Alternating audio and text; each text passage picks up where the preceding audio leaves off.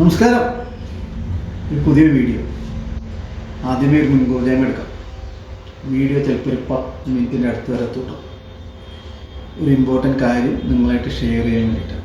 Okay, direct വിഷയത്തിലേക്ക് വരാം. എൻ്റെ പേര് മനോജ് മേനോൻ. അപ്പോൾ പറഞ്ഞു എന്താ വെച്ചാൽ, സർക്കാർ ജോലി അതിന് വേണ്ടിയിട്ട് കുറേ ആൾക്കാർ PSC കോച്ചിങ് വന്നിരുന്നു. അപ്പോൾ ചില ആൾക്കാർ എന്ത് ചെയ്യും, ഈ PSCക്ക് ഒരു നമ്മൾ കൂട്ടിയ കൂടില്ല, അതുകൊണ്ട് മാസലാണ് അത് വിട്ട്. അപ്പോൾ അടുത്ത പരിപാടി എന്താ, നേരെ അടുത്തുള്ള എയ്ഡഡ് സ്കൂളിൽ പോകും. പറയും എന്താണ്, മരിക്കോളം കഞ്ഞിയാണെന്ന് പറയും. ഓക്കെ, വളരെ നല്ല തീരുമാനം. ഇപ്പോഴത്തെ ഒരു ട്രെൻഡ് അനുസരിച്ച് 35 ലക്ഷം രൂപ മിനിമം കൊടുക്കണം എന്നാണ് എനിക്ക് അറിയാൻ പറ്റിയത് കേട്ടോ. പല ആൾക്കാർ കൊടുത്തതിൻ്റെ സത്യാവസ്ഥ പറയില്ല. ചില ആൾക്കാർ കൂടുതലായിരിക്കും കൊടുത്തിട്ടുണ്ടാവുക, ചില ആൾക്കാർ ഇപ്പോൾ തന്നെ കൊടുത്ത് ബുക്ക് ചെയ്തിട്ടുണ്ടാവും. അങ്ങനെ പല രീതിയിലുള്ള ട്രെൻഡാണ് നമ്മുടെ നാട്ടിൽ പോയിക്കൊണ്ടിരിക്കുന്നത്. ഓക്കെ, 35 ലക്ഷം രൂപ അതിൽ നമ്മൾ ലോക്ക് ചെയ്യാം. 35 ലക്ഷം രൂപ കൊടുത്താൽ പിന്നെ അത് നമുക്ക് തിരിച്ച് കിട്ടില്ല. നിങ്ങൾക്ക് ജോലിയാണ് കിട്ടുക. ജോലിയിൽ നിങ്ങൾക്ക് സാലറി കിട്ടുക 41,600 അങ്ങനത്തെയാണ് അതിൻ്റെ ബേസിക് പേയ്മെൻറ്റ് എന്നാണ് നമ്മുടെ അന്വേഷണത്തിൽ എനിക്ക് അറിയാൻ പറ്റിയത്.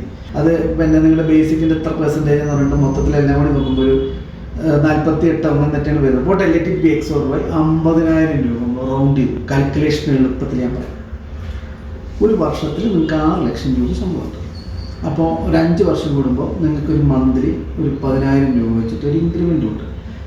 അപ്പോൾ നിങ്ങൾക്ക് ഒരു 5 വർഷം കൂടുമ്പോൾ 50,000 അതുള്ളത് 60,000 ആവും, 70,000 ആവും. നിങ്ങൾ 56-ാമത്തെ വയസ്സിലാണ് അങ്ങനെ പിരിയുന്നത്. അപ്പോൾ പിരിയുമ്പോഴേക്കും നിങ്ങൾക്ക് ഏകദേശം ഒരു വർഷത്തെ ഏകദേശം 1 ലക്ഷം രൂപയോളം നിങ്ങൾക്ക് ശമ്പളം. അങ്ങനെ നിങ്ങൾ ഈ ഇത്രയും വർഷം കൊണ്ട് 24 വയസ്സായ ഒരു വ്യക്തി, അതായത് ഡിഗ്രി കഴിഞ്ഞ് PG കഴിഞ്ഞ് B.Ed കാര്യങ്ങളും കഴിഞ്ഞതാണ് ഏകദേശം 24 വയസ്സെന്നുള്ള കൂട്ടിയത്.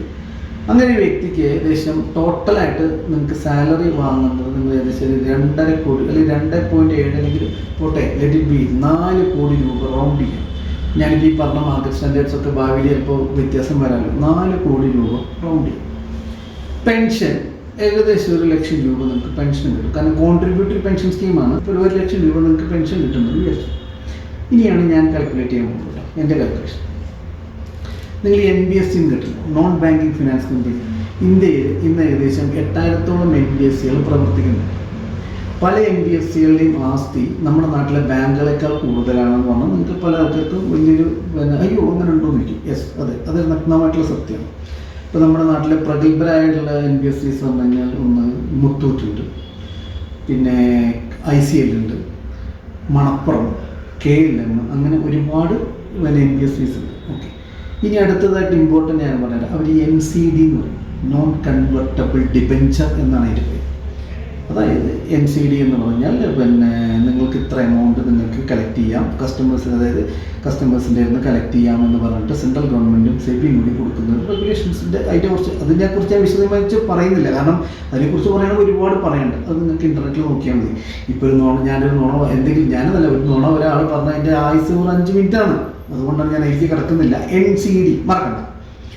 അപ്പോൾ NCDയുടെ റിട്ടേൺസ് എന്ന് പറഞ്ഞാൽ ഇന്നിപ്പോൾ നിങ്ങൾക്ക് ഇൻ്റർനെറ്റിൽ നോക്കിയാൽ തന്നെ അറിയാൻ പറ്റും. 68 മാസം കൊണ്ട് ഡബിൾ ചെയ്യുന്നുണ്ട്. അതായത് നമ്മൾ ഇട്ട എമൗണ്ട് ഡബിൾ ആവുന്നുണ്ട്.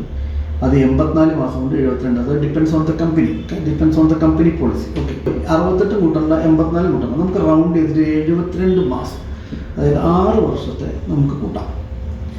ഈ 6 വർഷത്തെ എന്ന് പറയുമ്പോൾ 24 വയസ്സായ ഒരു വ്യക്തി വീണ്ടും ഞാൻ ആ 24ലേക്ക് വരികയാണ്.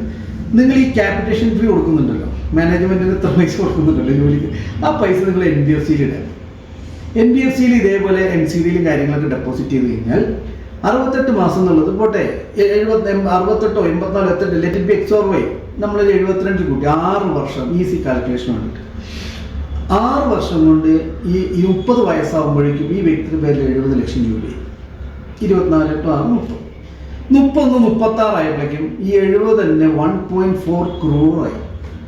ഓക്കെ, അപ്പോഴേക്കും കല്യാണമായി, കുടുംബമായി, ഒന്ന് സെറ്റിലാവാം. ഓക്കെ, സെറ്റിലാവണമെന്നുണ്ടെങ്കിൽ കാശ് ഉണ്ടെങ്കിൽ സെറ്റിലാവാൻ പറ്റുമല്ലോ.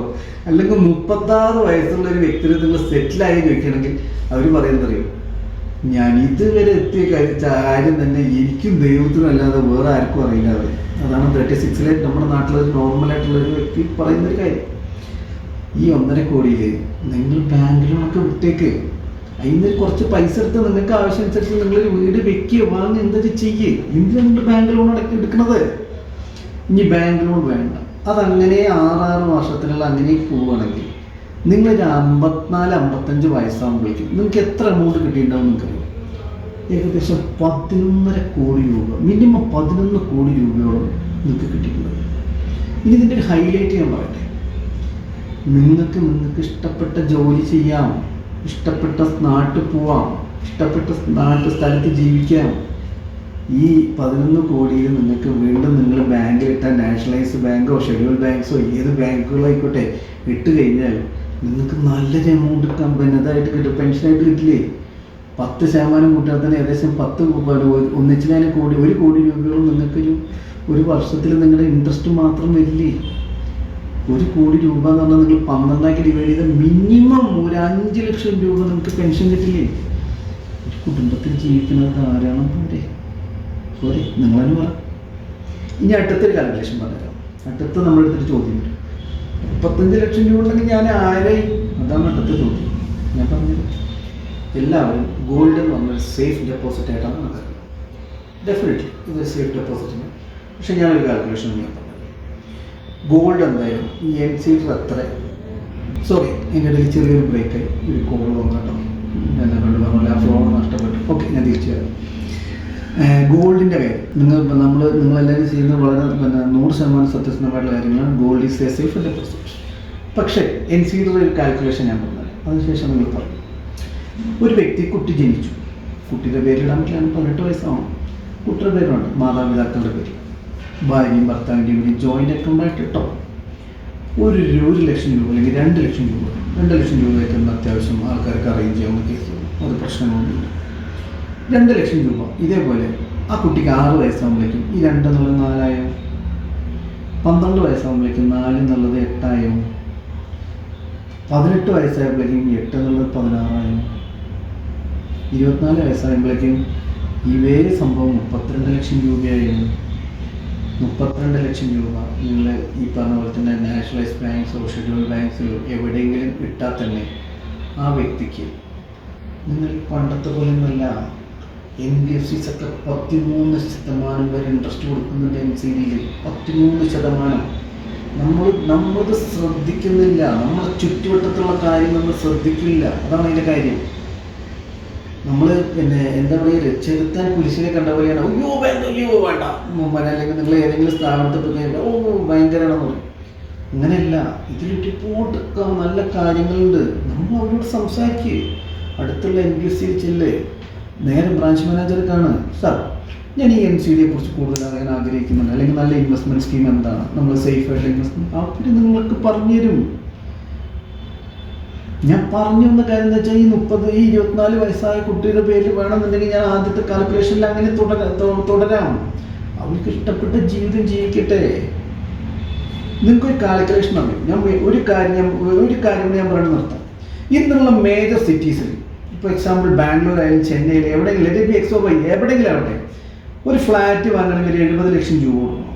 70 ലക്ഷം രൂപയ്ക്ക് നിങ്ങൾ ഫ്ലാറ്റ് വാങ്ങണമെങ്കിൽ 20% ഡൗൺ പേയ്മെൻറ്റ്, 14 ലക്ഷം രൂപ.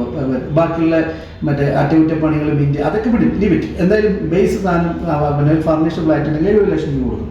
ഈ 70 ലക്ഷം രൂപയിൽ ഏകദേശം 50 ലക്ഷം രൂപ ലോണാണ്.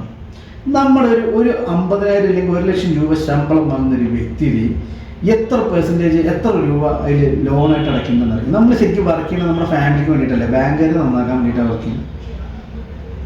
ഇതിന് എന്തെങ്കിലും ചില പൈസ എടുത്തിട്ട് ഇത് വാങ്ങിക്കൂടെ, ഫ്ലാറ്റും കാര്യങ്ങളും വാങ്ങിക്കൂടെ? ഓക്കെ, അതൊക്കെ അവനോട് ഇഷ്ടമാണ്. ഞാനൊരു അഭിപ്രായം പറഞ്ഞു എന്ന് മാത്രം. ഓക്കെ, ഇനി ഇതിനെക്കുറിച്ച് വിശദമായിട്ട് അറിയണോ, എന്നെ വിളിച്ചോ, ഞാൻ നമ്പർ തരാം. കമൻറ്റ് ചെയ്യണം. കുറച്ച് തിരക്കൊക്കെ ഉള്ള വ്യക്തിയാണ് കേട്ടോ ഞാൻ. അതുകൊണ്ട് ചിലപ്പോൾ നിങ്ങളുടെ 1-2 ദിവസം വെയിറ്റ് ചെയ്താൽ നിങ്ങൾക്കുള്ള മറുപടി ഞാൻ തരാം. ഓക്കെ, അപ്പോൾ നന്ദി, നമസ്കാരം.